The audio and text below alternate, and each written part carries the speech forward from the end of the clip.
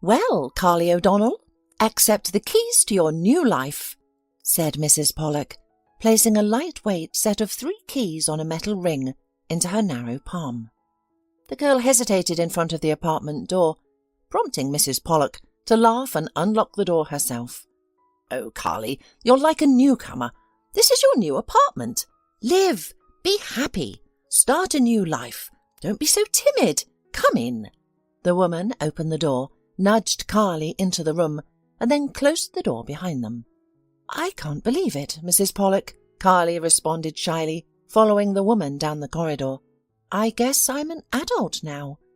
I can live as I want and do what I want," the girl said, beginning to grasp what adulthood felt like. "Exactly," Mrs. Pollak said cheerfully, draping an arm around Carly's shoulders.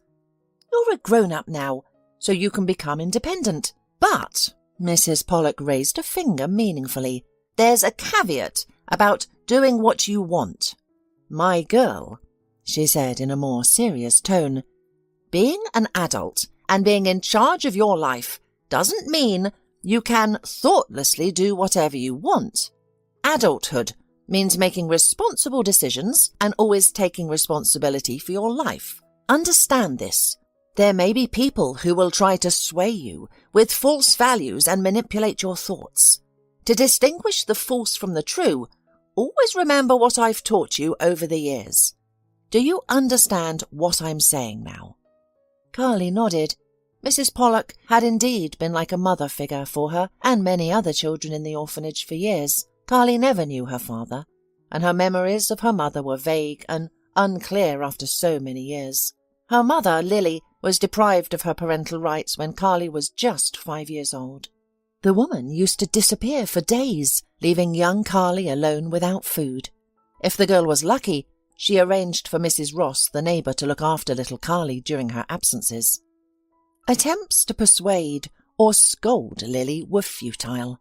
Hearing her address reproaches, the woman always became furious and began to lash out with profanity at Mrs. Ross, Carly, and the world that tried to force her to deny her desires.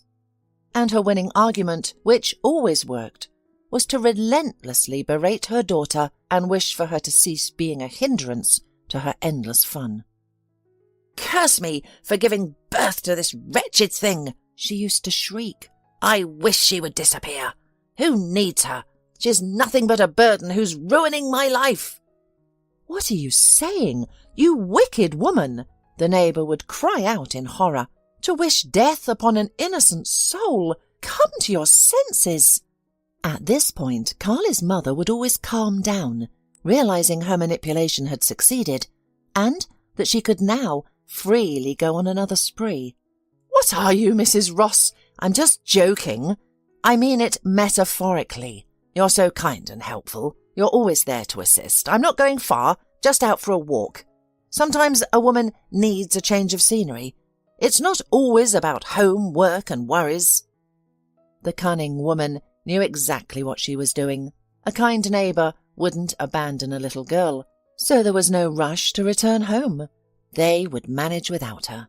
"I am kind, that's certain," Mrs. Ross responded. "But as for you, Lily, all you seem to do is seek a change of scenery. Your daughter is constantly alone. There's no food in the house. The refrigerator is off. The only food available is some dried-up Snickers bars, which are brought by your drinking buddies on your binge in exchange for your attention." But the mother was unstoppable. Hastily touching up her lips in front of a dull old mirror in the hallway, she used to throw back to the neighbour something like, "Stay out of my private life," and then disappeared in a direction she only knew, not even pausing to look at her daughter. Lily would usually show up on her doorstep a week or 2 later, staggering with the consequences of her reckless lifestyle, and collapse on the old couch, falling into a deep sleep. One day Carly's mother was gone for a month. A concerned neighbour, fearing that she had died, took little Carly by the hand and reported the disappearance to the police. They found the mother shortly after.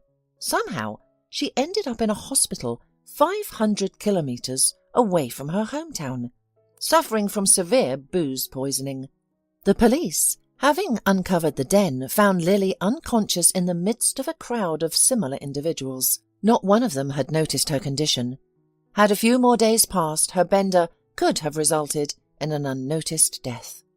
The guardianship authorities have initiated the process of terminating Carly's mother's parental rights. Upon regaining consciousness in her hospital bed, she appeared relieved at the news and eagerly signed all necessary papers, looking forward to a free, unrestricted life beyond the hospital.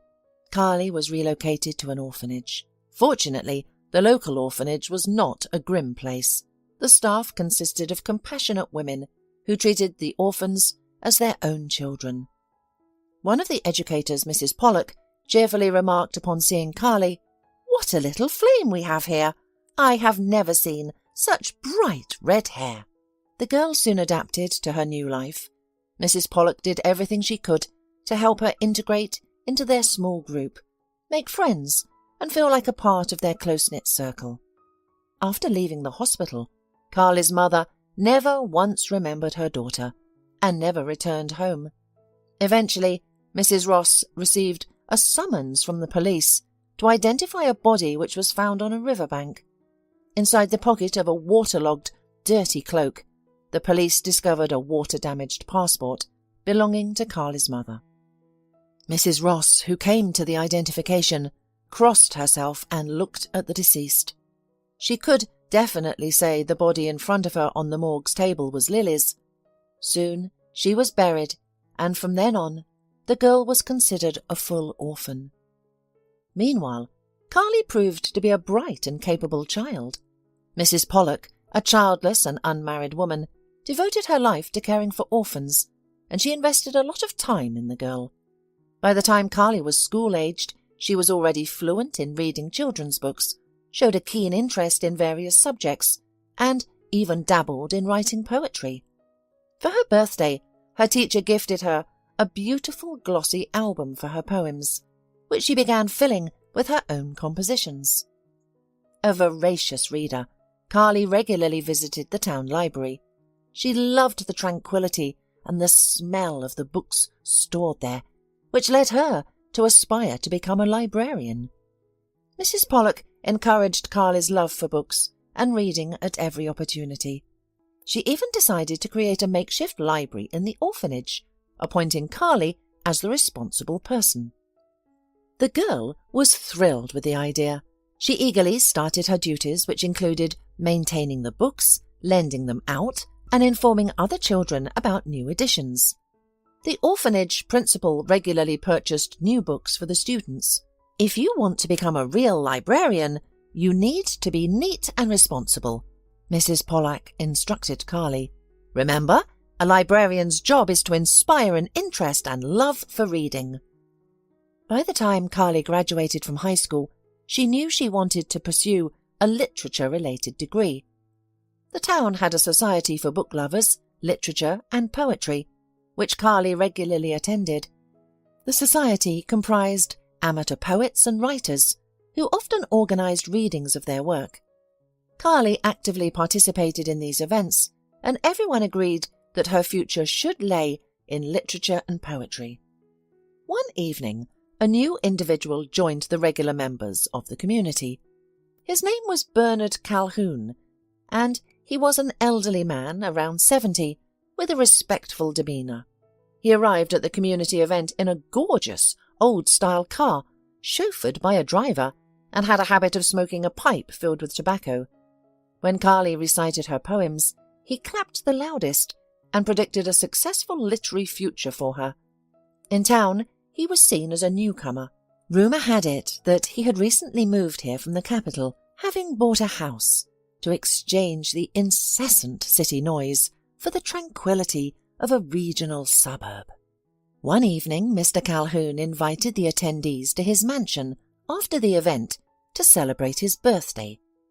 While some were eager to return home and others had other commitments, a few, including Carly, were delighted to accept Mr. Calhoun's invitation. In the living room of his rather spacious house, there was already a table set with champagne.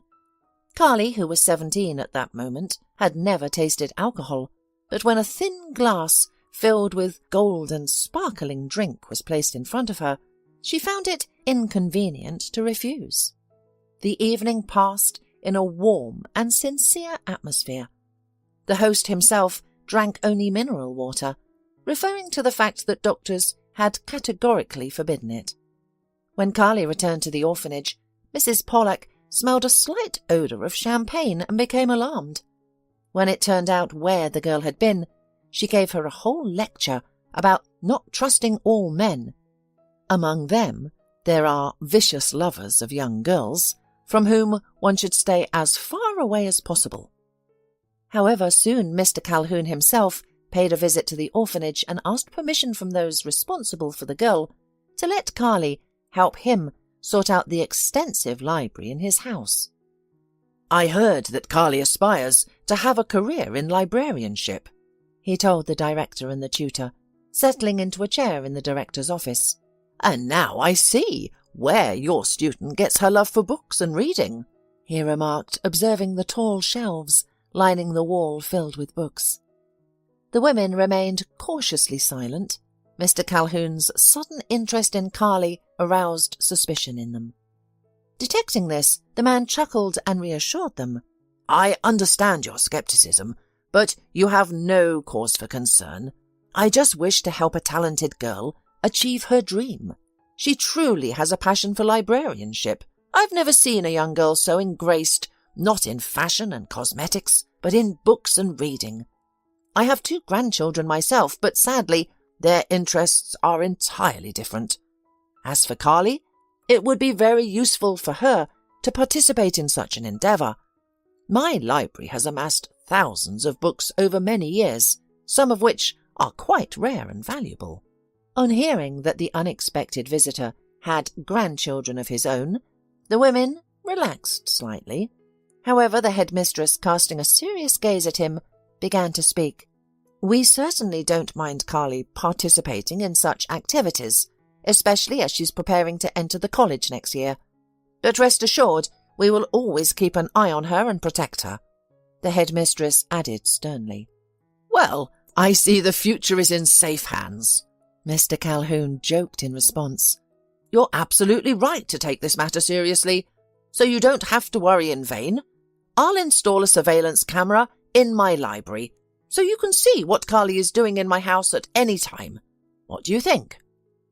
"Let's give it a try," the orphanage director agreed, looking relieved. When Carly heard about the upcoming opportunity, she was thrilled. Mr. Calhoun's house was filled with books, and the chance to go through them was a dream come true for her. Carly mainly helped Mr. Calhoun on weekends. She woke up early in the morning and rushed to his house to immerse herself in the vast world of books, of which his library had plenty. Mr. Calhoun typically awaited her with breakfast ready. Carly found it unusual to sit at a table with starched napkins and expensive dishes, while the housekeeper served her tea and hot pancakes with jam. However, Mr. Calhoun was an engaging and knowledgeable conversationalist, and Carly would quickly forget her surroundings, engrossed in another captivating discussion. Mrs. Pollak, on the other hand, monitored how Carly spent her time closely. "Carly, you are an adult now," she told the girl. "Soon you will start living independently. Of course, you can always rely on me, but decisions about your relationships, especially with men, will be yours alone to make. Always prioritize your own desires and interests. Never give in to pressure, especially when you're being forced to do something you don't want. Don't agree to such things, even if you're offered money for it. If you encounter such people, run away." Carly understood who Mrs. Pollak was warning her about, but Mr. Calhoun had never behaved in such a manner. On the contrary, he acted like a genuinely caring grandfather, as if he were Carly's own kin. The girl, who had never had a grandfather, or even a father, appreciated this approach. Mr. Calhoun liked to ask her opinion on various life situations. They even occasionally disagreed and argued over differing viewpoints.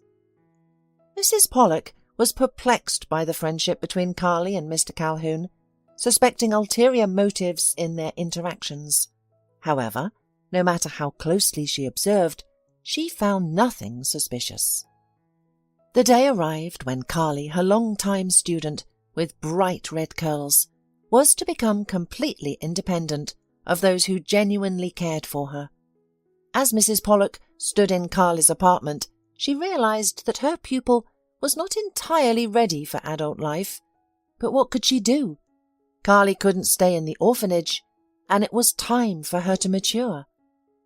"Well, Carly, are you ready to run the household?" Mrs. Pollak asked cheerfully, surveying the apartment. "I've arranged for you a place of a saleswoman while you're preparing for the college." Picking up a large zippered bag from the floor, she placed it on a stool and opened it.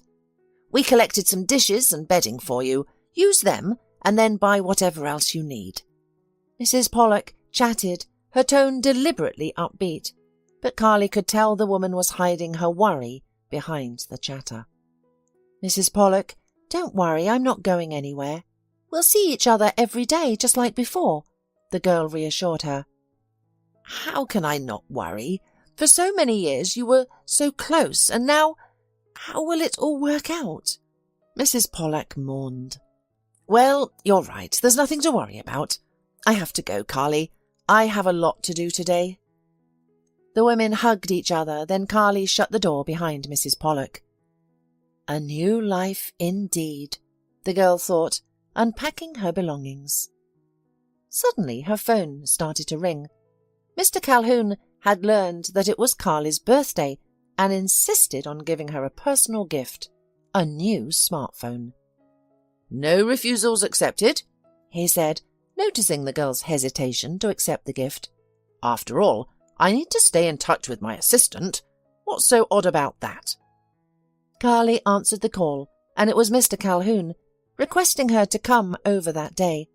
She promised to arrive soon, right after unpacking and getting settled in her new place. About 3 hours later, Carly was stepping into the hallway of Mr. Calhoun's mansion. The master was sitting by the fireplace in the drawing room, engrossed in a book and puffing on a pipe of tobacco. "Well, how have you settled in?" he asked as Carly walked in. "Come in, sit down, and tell me, as well, where you decided to work before entering the college." Carly sighed and told the store where Mrs. Pollak had arranged a position for her. "Actually, I don't want to work there, but where else can I go?"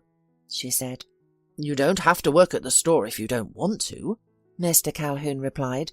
"In fact, I have something to offer you. How would you feel about working for me? You do the same thing you're doing now, sorting my library, helping me catalogue, and occasionally keeping me company. We're friends, aren't we?" Carly smiled happily. She liked the sound of his offer. However, remembering Mrs. Pollak's cautionary words, she asked, "That would be great. Thank you for your care and consideration. But, Mr. Calhoun, why are you showing me such kindness? After all, you have your own grandchildren, and you probably have children too. You never talk about them." "Carly, girl," Mr. Calhoun began thoughtfully, seeming to decide something. "I've wanted to talk to you for a while, and now I believe the time has come. Look," he said, taking out a photograph and handing it to her. It was a picture of a young man with fiery red curly hair. Carly, puzzled, looked at the picture, clearly perplexed as to why Mr. Calhoun was showing it to her. "Is this likely a relative of yours? Perhaps a son or grandson?" "Well, not a grandson," Mr. Calhoun laughed in response. "But you're right, he is my own son," he said, his tone suddenly serious. "A son who unfortunately made many mistakes in his life and has now left this world. Alas." "What happened to him?" the girl asked sympathetically. "The story is not a happy one," Mr. Calhoun replied. "Perhaps I, as a father, didn't pay enough attention to my son. I left his upbringing to my wife and various nannies," the man said, shaking his head sorrowfully. "I'm wealthy, very wealthy. I inherited a large, successful business from my father, which I have expanded throughout my life. However, I overlooked that there was no one to pass it on to. When I was younger, I foolishly believed that earning money and increasing wealth were the most important things. I missed out on a lot, not understanding the significance of a father's role in raising his child. My only son grew into a complete egotist, having been accustomed since childhood to the world revolving around him. His mother pampered him with luxury and attention, never demanding anything in return. As a result, he grew up believing that everyone owed him something, and he owed nothing to anyone. I should have noticed and made an impact, but I was always busy with business. And there's nothing I can do about it now. The path my son chose led him to ruin. The old man sighed and fell silent. Carly listened patiently, sympathizing with him, but she didn't understand the purpose of the conversation. After a brief silence, Mr. Calhoun continued. From a young age, my only son, Richie, led a destructive and aimless life, with access to unlimited funds. He was introduced to alcohol, debauchery, and illegal substances early on. By 18, he was already an alcoholic, succumbing to every temptation and frequently losing control. When I finally realized the extent of his problems, it was too late. His mother, my wife, had been covering up his wrongdoings. I only learned about his lifestyle much later, and from strangers. Disagreements over our son led to frequent fights between my wife and me, ending in our divorce. She moved out afterward, demanding a separate residence for herself and her son, as well as substantial monthly support. This move effectively ended any influence I have over our Richie. After a while, I was informed by my ex-wife that Richie was getting married. Unfortunately, his chosen partner was nothing more than a gold digger. Richie's lifestyle remained unchanged after the wedding. I attempted to explain to him that he needed to alter his ways now that he was a husband and a family man. Much to my disappointment, my advice was met with laughter from him. "None of your business," Richie said to me disdainfully. This conversation took place in the morning, following a night of heavy drinking. Just a few hours earlier, my son had been barely able to stand, his breath reeking of alcohol. "Getting married wasn't my idea, it was Megan's. She wanted to get married, and I agreed just for kicks." He laughed, his voice thick with drunken glee. His young wife Megan was pregnant. It seemed that she did not care about her husband's lifestyle. Their marriage lasted a little over 3 years, during which Megan had another child. Decided that now she was quite well providing for herself at the expense of future alimony for 2 children, she calmly filed for divorce, and Richie didn't care about it. Following the divorce, I purchased a separate apartment for Richie's ex-wife and their 2 children. My son went on with his previous lifestyle, swiftly bringing home a new girlfriend who was as much of a drinker as he was. His apartment had turned into a haven for debauchery. I was constantly receiving complaints from neighbours and made numerous attempts to appeal to my son's conscience. Once, I was solemnly informed that Richie's new girlfriend was pregnant. Despite her condition, she sat next to him smoking a cigarette, laughing drunkenly and sipping potent alcohol. "Dad, you must join us in a toast to celebrate your soon-to-be grandson," insisted Richie, pouring a generous measure of brandy for me. But I realized one thing. If my son's girlfriend was really pregnant, then I had to save my future grandson. Under the pretext of getting acquainted with the future mother, I took her out into the corridor and drove her straight to the hospital. She snored in the back seat throughout the journey, seemingly unconcerned about her destination. Upon arrival at the hospital, she was brought to her senses and put to sleep. I spoke with the doctor beforehand and learned that she was really pregnant. The next day, I picked up the young woman from the hospital and brought her to my home, where she would be cared for by 2 nurses and a housekeeper. By the way, her name was Lily. When Lily realized her wild days were over, she made a fuss, refusing to live under supervision and demanding to be released immediately. However, I remained resolute. "Listen, Lily," I addressed her, "here's the plan. You will stay with me for a few months, everything provided, no alcohol or tobacco. If you behave, you'll live like royalty. After you give birth, you're free to leave, but the baby stays here. In exchange, I'll pay you a generous sum, and hopefully that will be the end of our dealings." The amount of money she would receive clearly captured her imagination. It seemed that she was mentally calculating how many bottles could be bought with this money. So she stayed in my house. Of course, I accepted the fact that she might not have been pregnant with my son. Given her lifestyle, she might not remember all her partners. Regardless, I resolved to protect this child, no matter who the father was. "So, this girl has given you another grandchild?" Carly asked. "No, unfortunately," replied the old man. "Lily managed to escape from my house shortly before her due date. She had tried repeatedly to persuade the staff to set her free, but to no avail. Then tragedy struck. My son was poisoned and died in the hospital. His ex-wife learned at his funeral that Lily had been living in my house and was soon to give birth to my grandchild. She realized this child would be the 3rd heir to my wealth, and she decided to eliminate the competition. I couldn't figure out why Megan suddenly started visiting my house under various pretenses and regularly brought over my grandchildren, who hadn't remembered me for months. I don't know how she did it, but one morning Lily's room was empty. Both nurses were asleep beside her. The housekeeper and I couldn't wake them. They were clearly drugged. "But did you find Lily afterwards?" Carly asked hopefully. "I didn't find her immediately," Mr. Calhoun sighed in response. "The girl had simply vanished.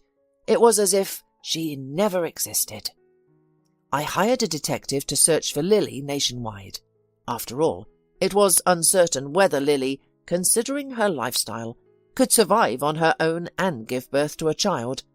It wasn't until several years later that I found a lead in a small town. But by then it was too late. Lily was no longer alive." "And the child? Was he or she found?" Carly asked Mr. Calhoun impatiently, who had become quiet and seemed lost in thought. "We succeeded in our search, but also not immediately. Lily gave birth to a daughter." Mr. Calhoun smiled in reply.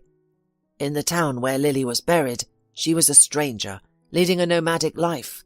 No one had ever seen a child with her, and no one could confirm whether she had a child or not. I had already assumed that Lily had never given birth or had given birth to a stillborn child, which wouldn't be surprising given her lifestyle. But it turned out that there had indeed been a baby." Mr. Calhoun's voice quivered with excitement. "Lily had given birth while living in another town.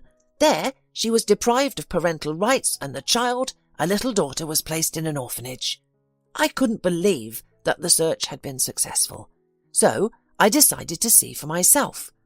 When I saw the girl, all my doubts about the paternity of my son disappeared instantly. The girl was an exact copy of Richie." Mr. Calhoun fell silent, overcome with emotion. Carly waited patiently. Finally, the elderly man, having composed himself, continued. "I didn't reveal myself immediately. Instead, I observed the girl for over a year. The more I watched her, the more convinced I became. Thankfully, my granddaughter did not take after her father, but rather, it seemed, me. She was a talented, clever, good girl. She was so different from my other 2 grandchildren, raised by their mother, the gold-digger Megan, and my ex-wife. They valued nothing but money. They were petty, wicked, and incompetent. I always knew that if something happened to me, I wouldn't trust my business with them. But now I am at peace." Mr. Calhoun said with a contented smile. "Now I know who my successor can be, and I am so proud of her. Do you want to know who this girl is?" Mr. Calhoun asked slyly. Intrigued by his story, the girl eagerly nodded in response. With a solemn pause, the old man looked at her again and said, "It is you, Carly." "How can it be me?" Carly, taken aback, continued to gaze at the elderly man in surprise. "I don't understand anything," she muttered. "Carly, it's true," laughed Mr. Calhoun. "You are my granddaughter. I realized it the minute I first saw you. Who else could have such fiery red hair? You're one of us." "I am the granddaughter you told me about, right?" exclaimed the girl in surprise. "And you are my grandfather?" The elderly man silently and excitedly nodded in response to Carly's realization. "And you're right, my mum's name is Lily. I don't know my dad and grew up in an orphanage when my mum was deprived of parental rights. So it turns out that's right." The girl could hardly contain her joy. "Mr. Calhoun, are you really my grandpa?" Carly, casting aside any remaining doubts, lovingly embraced her grandfather. Mr. Calhoun also radiated happiness. "But why did you only tell me about this now?" she asked. "Well, there are reasons for that," the man replied seriously. "When I found you and got to know you, I hadn't yet understood your way of life. I was afraid that such news might upset you, given your settled life, but I was certain you were my granddaughter. Hair colour is a family treasure. My other 2 grandchildren have inherited that hair colour too, and your dad, my son, was also a fiery redhead. However, we need to have a serious talk, my granddaughter." Mr. Calhoun suddenly shifted his tone. "Unfortunately, I am very ill. Doctors predict only 2 or 3 more years for me, and that's if I lead a quiet, measured life free from worry and anxiety.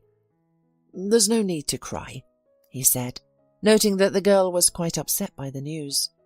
"You are the heiress of our family, and we have always been strong, self-confident people. Our son Richie might not be cut from the same cloth, but you are definitely one of us," Mr. Calhoun declared proudly. "And I didn't start this discussion without reason. As I've mentioned, I want to ensure that I'm passing our family business into reliable hands. Now I see that those hands should be yours." "Wait, don't argue, please," he continued, seeing that his granddaughter was about to say something. "I realize you still have much to learn, and even if something happens to me, you should know that we have a few reliable and time-tested people in our business who will be your support at first. I'm confident you will handle everything, as you possess the most important trait, our family's character. And of course, I'm not planning to die just yet. On the contrary, I intend to live on." "Grandfather, I don't need anything from you," Carly exclaimed.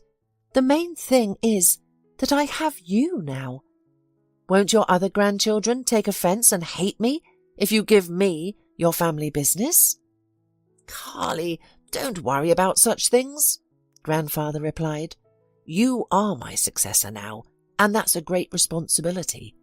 As for your half-brother and sister, my other grandchildren, they will receive their share in my will.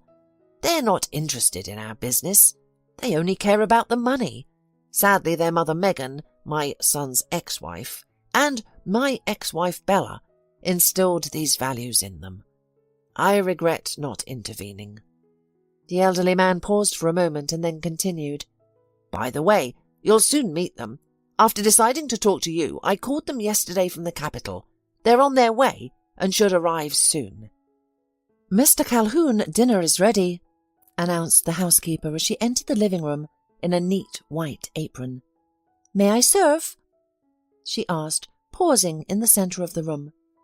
After receiving approval, she vanished, leaving behind the low, tinkling sounds of dishes from the dining room.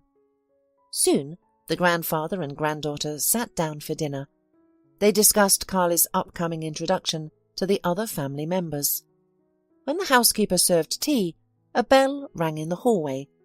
The master instructed her to answer the door as he poured the fragrant hot tea into delicate porcelain cups. 2 visitors, a young man in his 20s and a woman around 25, both with fiery red hair, entered the dining room. The newcomers were visibly taken aback at the sight of Carly.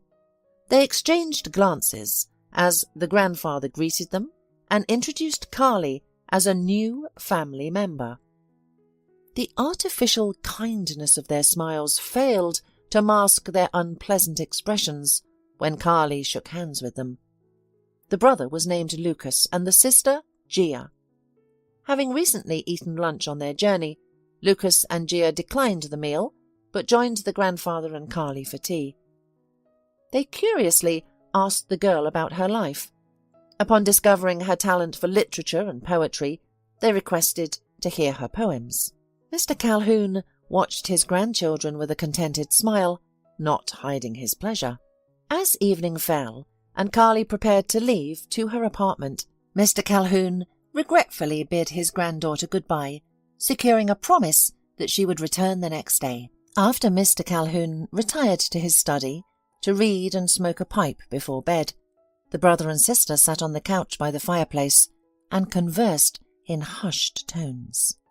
"Lucas, do you understand what's happening?" Gia whispered. "Remember, Mum told us about our father's girlfriend, so she did give birth to a child." Gia stated with disgust. "Have you noticed how excited Grandad is around her? He never acts like this with us. We might have to share our inheritance with her. I bet she'll try to take some of our money," she continued spitefully. Upon hearing the word money, Lucas jumped up. "Do you think he'll give everything to her?" he asked Gia doubtfully. "Who knows?" Gia replied. "But one thing is clear. We need to get rid of this orphan, no matter what it takes." The next day, everyone gathered once more in Mr. Calhoun's living room. After dinner, the grandfather thanked the housekeeper, who had started to clear the table. Turning to his 3 grandchildren, he said, "Good. You've all met. I'm delighted. From now on, Carly is as much a part of our family as you, Gia, and Lucas. To better acquaint yourselves, you should spend more time together. Go out, have fun, and Carly, I'll expect you tomorrow. We still need to sort out the library," said Mr. Calhoun, wrapping an arm around his granddaughter's shoulders. "Go enjoy yourselves. I have some business to attend to," he added before heading to his office. When he left, Gia turned to Carly, her tone deliberately cheerful. "So, any ideas?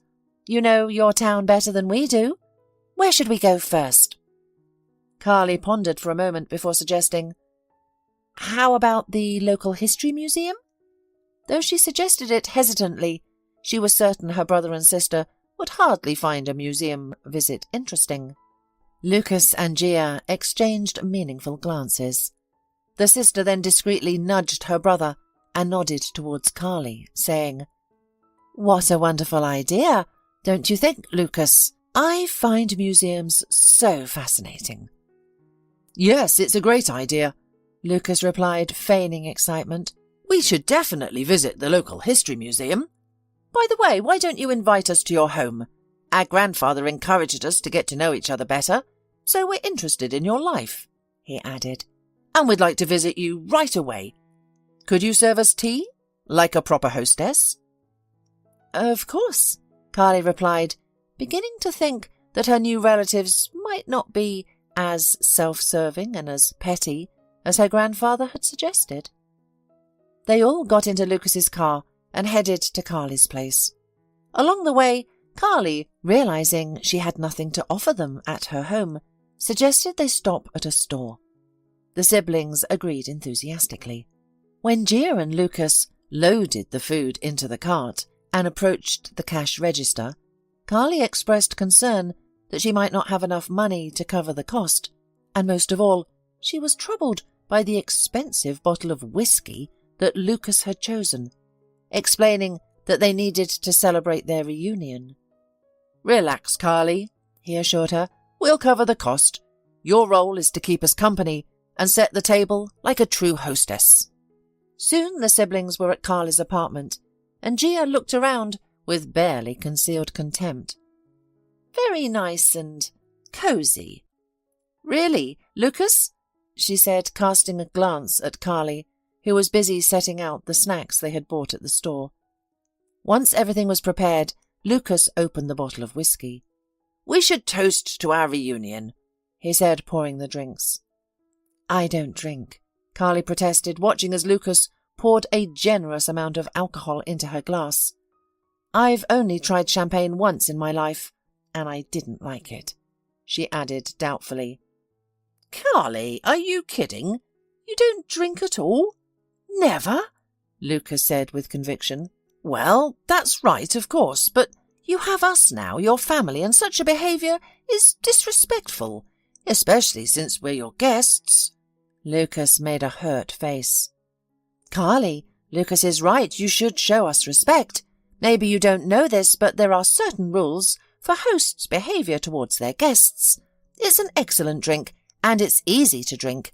Have at least a few sips with us, out of respect." Lucas had already proposed the first toast to the meeting. Carly took a small sip and realized that the drink was indeed easy to swallow and had a mild taste. "Well, you see, and you didn't want to drink with us," exclaimed her half-brother, immediately refilling the glasses with a new serving of alcohol. "And now, let's drink to the addition to our family. To you, Carly."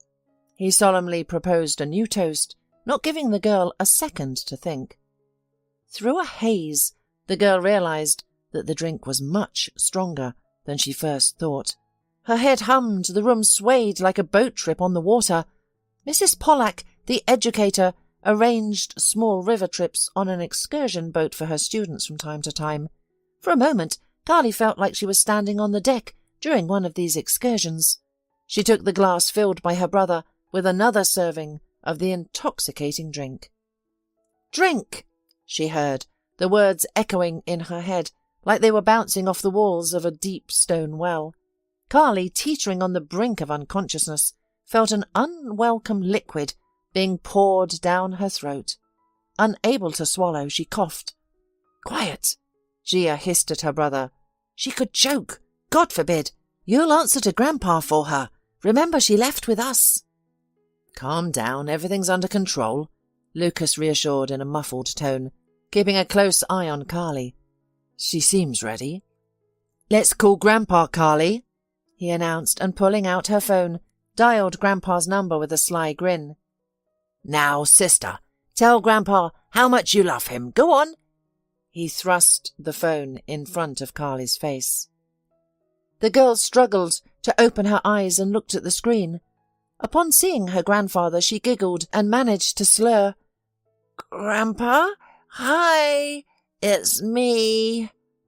"Carly, what's wrong? Are you sick?" Her grandfather's voice filled with alarm. "No, I'm very well. We've just had a bit to drink." Carly slurred, swayed, and collapsed on the floor, falling asleep instantly. Mr. Calhoun ended the call. The brother and sister looked at each other, laughed, and high-fived. Their plan had worked. Now their grandfather would think twice about making any decision, having seen what his beloved new granddaughter was capable of. Meanwhile, Mr. Calhoun was truly upset and thought about what he had seen. Had he misjudged Carly, attributing to her qualities that his granddaughter did not possess? Was she going to follow in her parents' footsteps? "I must go to her at once," he finally decided, pressing the bell to summon the houseworker. But suddenly the elderly man felt a crushing pain in his sternum. He staggered, nearly losing consciousness. With a significant effort, he managed to stay upright. Soon his housekeeper arrived in response to his summons. "Hurry!" he whispered with the last of his strength. Tell the chauffeur to get the car. We need to leave immediately." Then he lost consciousness. Carly opened her eyes with difficulty, taking in her surroundings with surprise. She was lying on her couch at home. A table nearby held the remnants of appetizers, upturned glasses, and an empty bottle on its side. Attempting to get up, she felt a wave of dizziness. "What happened? What's wrong with me?" She tried to understand, but to no avail.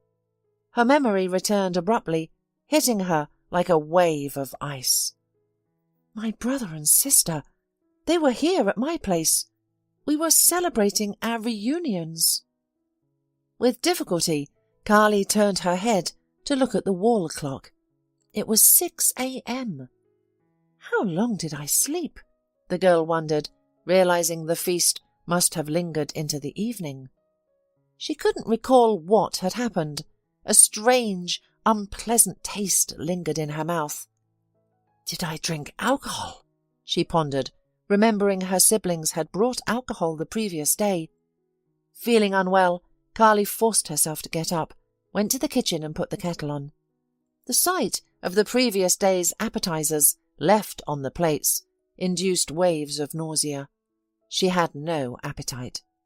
After drinking tea, Carly cleared the table, set the alarm clock for 9 a.m. and went back to sleep on the sofa. Upon waking, she took a shower, but had no desire for breakfast. She began preparing for her visit to her grandfather's house. Usually, she would arrive there by 10 a.m. They would have breakfast, drink coffee, and then Carly would sort out her grandfather's library. Today, she knew she would arrive later than usual. Dialing his number, she planned to inform him that she will be late. However, there was no answer on her grandfather's phone. An hour later, she found the house empty too. "Where is the grandfather?" Carly asked the housekeeper, puzzled. "Don't you know?" the woman replied, surprised, as she cleaned the book racks. "Mr. Calhoun is in the hospital in serious condition. He's in intensive care.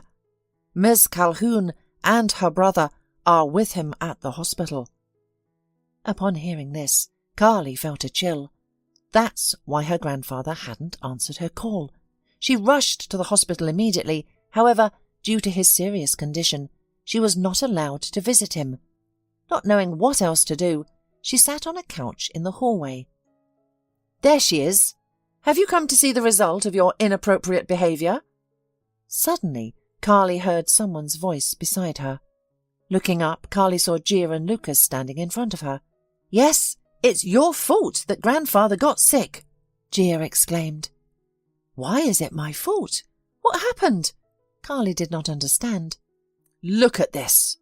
Lucas, feigning indignation, pulled out his phone, turned it on, and shoved it in Carly's face. On the screen, Carly saw herself, barely coherent, and holding a glass at the table. "Do you like what you see?" Lucas asked mockingly.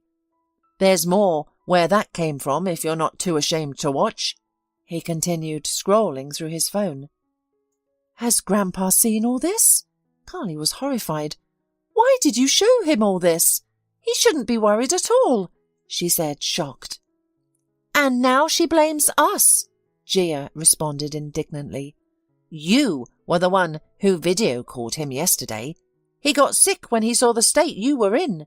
You're just like your mother, an alcoholic and a total loser. Leave before we throw you out. We don't want to see you here again," Gia said angrily to Carly. "Yes," her brother said snidely. "It may happen to everyone, but if I were you, I wouldn't show my face here again.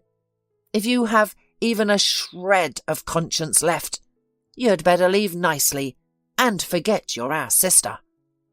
Stunned by the news, Carly silently left the hospital lobby.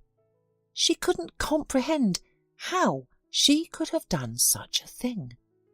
"Maybe they are deceiving me," Carly thought, "but how can I find out now? Even if they were lying about the video call, they have proof that I had been drinking alcohol that night. This means my granddad will see it anyway, and in his situation, it's unacceptable to worry now. The thought of never seeing her grandfather again filled Carly with dread. Uncertain of what to do next, she headed to the orphanage. Whenever she was in trouble or didn't understand a situation, she knew exactly whom to seek help from. The girl headed to Mrs. Pollak, but suddenly realized that she hadn't informed her teacher about her new-founded relatives yet.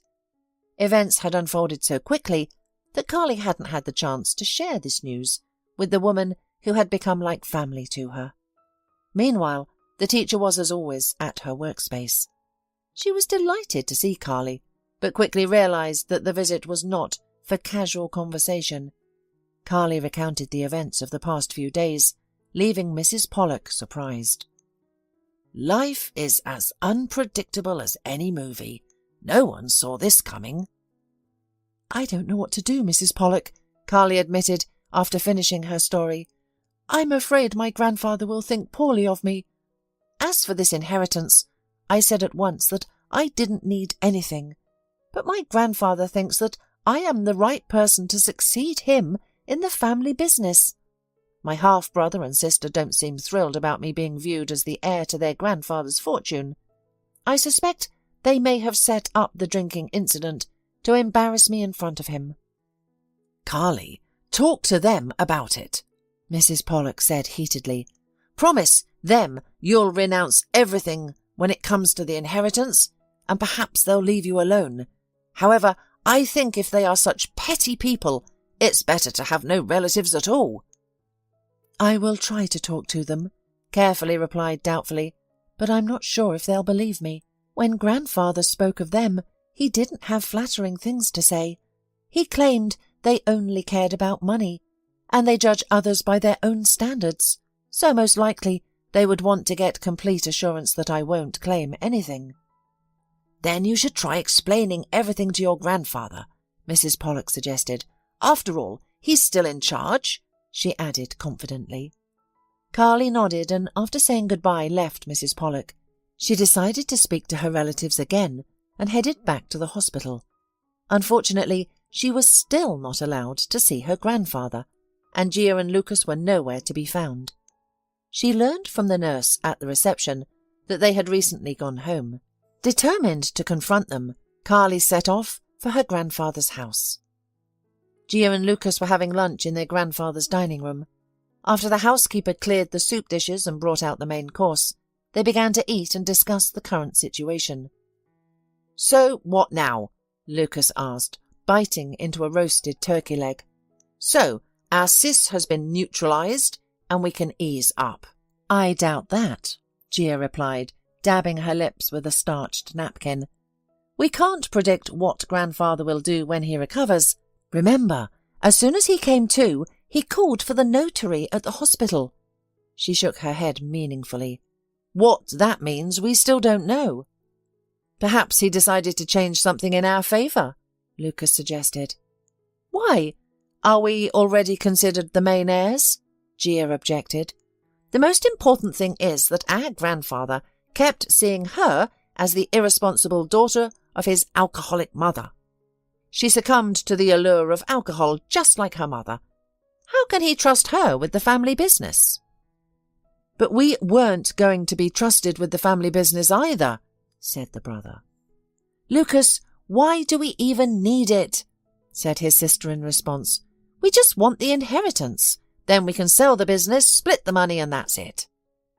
Their discussion was interrupted by an unexpected ring at the door. The housekeeper went to answer it, and Carly walked into the dining room a minute later. Here she is, our cheerful sister, Lucas exclaimed upon seeing her. I must speak to you, said Carly firmly. Hear me out. Go ahead, talk, said Gia, as the eldest, not even considering inviting her sister to sit. Carly stood before her relatives, as if she were a guilty schoolgirl. Grandfather was right about them, she thought, and spoke up. I want you to hear me now. I don't want your fortune. Understand? You probably arranged this drinking affair deliberately to present me negatively in front of our grandfather. Remember this, I never drank. I don't drink, and I will not start drinking, no matter who my mother is. So I don't want Grandpa to think poorly of me, and I'm going to explain the situation to him. You just stay out of my way." "Well, look at her," Gia responded in feigned surprise. "She's showing a character, acting like she's a worthy descendant of our family." "Remember this, you're nobody," Gia said harshly. "You will not talk to my grandfather, understand? What's the guarantee you won't harm him and take his entire fortune? We don't want to be left with nothing." "He was right about you," Carly answered confidently. "You only value money in life. What if I give you my word that I'll renounce everything?" The brother and sister glanced at each other and burst into laughter. "Either you're mentally ill or too cunning," Gia scoffed. "Who in their right mind would voluntarily give up a huge fortune? Enough with your games," she concluded decisively. "You're going to leave here and never return. If you disobey, know that Grandfather will see other videos Lucas filmed during the feast. And as you said, we wouldn't let our grandfather worry," Gia added in a mocking tone. The phone rang in the hallway. The housekeeper answered it, and after a brief conversation hung up. Entering the dining room, she said, "The hospital called. Mr. Calhoun has passed away. His heart stopped and the doctor's efforts failed." "What news?" Lucas exclaimed in surprise. "Unexpected?" "Well, that's it," said Gia decisively, turning to Carly. "You can't speak to him any more, so there's no need for you to stay here. I hope you haven't changed your mind about the inheritance. Are you still refusing it, as you assured us earlier? Yes or no?" "I don't want anything from you," Carly cried out bitterly. "Poor grandfather, how could this happen? I just found out about you, and now I've lost you." She began to sob. "How touching. I'm going to cry too," Lucas remarked cynically. "Okay, if we've settled everything, then goodbye," said Gia, ignoring Carly's tears. "And by the way, don't you dare show up at the funeral. You have no place there. And my advice to you, forget this whole story soon," she added coldly. Overwhelmed with grief, Carly left her grandfather's house. She didn't know how to continue living, blaming herself for her grandfather's death. Her half-brother and sister's actions were cruel, and she was lost. Unable to cope with the grief herself, she called Mrs. Pollak and, sobbing, managed to tell her what had happened. "Oh, my poor girl, how many troubles have you had in such a short life? I'm very sorry to hear of your grandfather's death. Accept my condolences. But, you know, if I were you, I would still go to the funeral," Mrs. Pollak advised confidently. "You're as much as a grandchild as your brother and sister, even if you decided to renounce your inheritance. You have the right to say goodbye to your grandfather. At the hospital, you were kept away from him by your half-sibling's wishes. However, I still don't understand why you chose not to accept the inheritance." "It was wrong of you to go along with their demands," the educator added. Carly didn't answer. She just thanked her teacher for her advice and support and hung up the phone. When she got to her apartment, she immediately went to bed and fell into a deep sleep. Carly's grandfather's funeral was in 3 days. After some consideration, Carly agreed with Mrs. Pollak's point of view. No one had the authority to prevent her from bidding farewell to her grandfather. She called her grandfather's residence and asked the housekeeper to share the time and location of the funeral. Despite the young owners having forbidden the staff from allowing Carly into the house or even communicating with her, the housekeeper secretly informed Carly about the funeral arrangements. The woman was not fond of the young masters. They had started behaving disrespectfully and rudely towards her, even before they had fully assumed their roles as heirs. Neither Mr. Calhoun nor Carly had ever allowed themselves such behaviour. Sincerely thanking the housekeeper, the girl resolved to attend the funeral. At the designated time, she arrived at the funeral home, striving to attract minimal attention and to avoid being seen by Gia and Lucas. The ceremony was already in progress. During the service, Carly stood at the back, attempting to glimpse her grandfather in the coffin over the heads of the mourners. She spotted Gia and Lucas immediately in the front row. The room was filled with other people, relatives, friends and associates of Mr. Calhoun. Gia periodically turned around to whisper with two women shrouded in black. Those must be her mother and grandmother, grandfather's ex-wife, Carly thought. Finally, the ceremony concluded, and it was time for the farewell. Gia and Lucas, showing profound grief, were the first to approach the coffin, followed by the other attendees. After the siblings left the room, Carly looked around, then cautiously approached the coffin. As she looked at her grandfather, she couldn't hold back her tears. Suddenly, Carly noticed a suspicious stare directed at her. An elderly lady in a mourning hat with a veil, who had been standing next to Gia and Lucas during the ceremony, was eyeing her warily.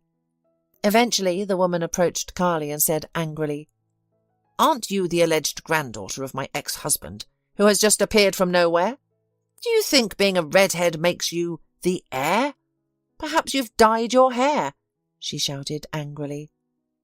"What's the matter, Grandma?" Gia and Lucas appeared nearby. "Look, a snake has shown up after all," hissed the half-sister, noticing Carly. "Get out! Lucas, help me!" The relatives grabbed Carly under her arms and forcefully dragged her towards the exit. Once outside, the relatives tossed Carly onto the ground. "That's it!" Gia bent down and sternly said to Carly's face, "It seems you don't understand words, so know this. The inheritance is ours, always has been and will continue to be. And you, as you've always been a nobody, will remain so. If I ever see you again, it will be your own fault. You'll regret it, I promise. We won't hesitate to do anything, you know." Relatives seated in the hearse, the coffin containing my grandfather's body, were sealed and placed in the back. The hearse then proceeded to the cemetery. Carly, struggling, rose to her feet and set off for home. Her relatives' worry was misplaced. She had no intention of claiming the inheritance and wasn't interested in the details of her grandfather's will. The following day went by in a haze. Carly called grandfather's housekeeper to inquire about his burial location. However, the woman insisted she refrain from visiting the cemetery yet, as the new owners had strictly forbidden her from revealing the burial site. The will would be read the next day. Once all the relatives returned to the capital, leaving the housekeeper in charge, she and Carly could visit Mr. Calhoun's grave. Grateful, Carly ended the call with the housekeeper. She had to settle her life, so pulling herself together, she got a job at the store that Mrs. Pollak had mentioned. However, when the next day the will was read out by the notary, the relatives were stunned. What they heard upon after the opening of the sealed envelope left them bewildered and incensed. "This is outrageous! It can't be!" the relatives all shouted simultaneously. Overwhelmed by what she had heard, Mr. Calhoun's ex-wife collapsed onto the floor. "Ladies and gentlemen, please, quiet down," interjected the notary. "Everything is legal. I have substantial proof that the late Mr. Calhoun instructed me about his will in the presence of witnesses, while he was of sound mind. Besides all the documents, I also have a video of the process filmed by a specially appointed person. Plus, I must warn you that the will cannot be contested. Mr. Calhoun also left a separate letter for the heiress. And speaking of which, where is she?" The notary glanced around the room, scrutinizing the relatives seated at the table. Meanwhile, Carly was tidying up her apartment, as she was starting her new job at the store the next day. Expecting to be busy for the next few days, Carly decided to clean in advance. Suddenly the doorbell rang. Dropping her wet rag on the floor, Carly went to answer the door. Standing in the doorway was a young man in a business suit. "Hello," he said to the girl. "I am an assistant notary entrusted by your grandfather, Mr. Calhoun, to handle his will. You are urgently needed at the reading. I've been instructed to bring you to the notary's office immediately. Please set aside your tasks for a while and come with me. Everyone is waiting." Carly's arrival caused a noticeable murmur of indignation among the relatives. The notary asked for silence. Once quiet, he said, "Mr. Calhoun has instructed me to read out a letter addressed to the heiress Carly in the presence of all relatives. This letter exists in written form and as a video recording where the deceased himself reads the text. Please familiarize yourself." "My dear granddaughter Carly, I anticipate that this news may not bring you joy, and there are reasons for that. However, I have given it thorough thought before making this decision for the event of my death. Please know, I never doubted you for a second. I have always been convinced that you are the most deserving heir to my fortune. Consequently, I bequeath all my property, along with our family business, solely to you. I implore you not to reject this gift and not to succumb to the provocations of your new relatives. You are the only hope for our family business. I am aware that my time is limited, so I ask you earnestly to fulfill my last will. Do not doubt your abilities, and do not fear the challenges of managing such a significant and new responsibility. In the near future, my trusted associates and friends will reach out to you. They will provide you with guidance, collaborate with you closely, and lead our business while you continue your studies at the university. As for your siblings, Gia and Lucas, I have a task for you as well. Encourage them to join any of our businesses of their choice. It will be beneficial for them to start earning their own living. If they decline, do not force them.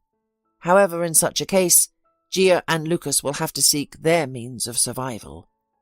After you inherit, the only beneficiary will be my ex-wife Bella, due to her old age. Your half-brother and sister will no longer receive financial support. Fear nothing, my dear. I am confident that you can overcome any obstacle, no matter how daunting it may seem. I believe in you unconditionally. Your loving grandfather." The notary finished reading. A silence fell over the room. Everyone waited for the heiress's response. Carly cried inconsolably, unable to speak a word. "Well, the will has been announced," the notary concluded. "The heiress, Carly O'Donnell, will assume the rights of succession in accordance with the law. Now, I would ask everyone to sign."